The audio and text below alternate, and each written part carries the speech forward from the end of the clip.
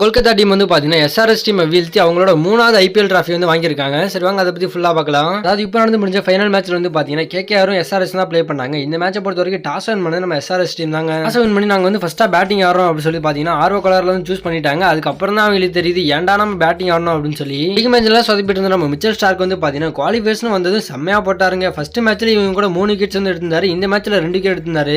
2 விக்கெட்டுமே ரொம்ப ரொம்ப முக்கியமான விக்கெட்டுங்க. அதுவும் ராகுல் திரிபாதி அண்ட் அபிஷேக் சர்மா 2 பேரோட விக்கெட் தாங்க எடுத்திருந்தாரு.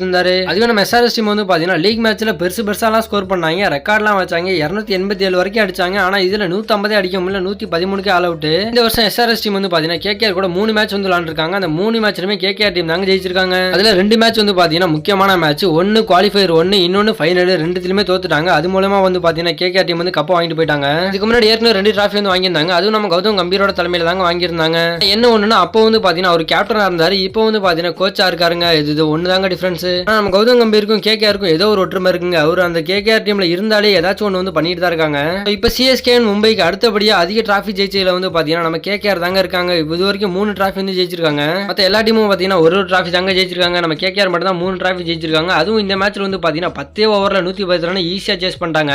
இந்த வருஷத்தை பொறுத்த வரைக்கும் பெஸ்ட் டீம்னா அது வந்து கேகேஆர் தாங்க. ஒருவேளை ஃபைனல்ஸ்க்கு நம்ம சென்னை இல்ல மும்பை வந்திருந்தா மட்டும் தான் நம்ம கேகேஆர் வந்து வீழ்த்திருக்க முடியும். ஒருவேளை ஃபைனல்ஸ்ல நம்ம கேகேஆர் கூட அந்த டீம் ஆடினாங்க அப்படின்னா கண்டிப்பா கேகேஆர் வீழ்த்திருப்பாங்க அப்படின்னு சொல்லி உங்களுக்கு எந்த டீம் தோணுதோ அந்த டீமோட நேம் மறக்காம கீழே கமெண்ட்ஸ்ல சொல்லுங்க.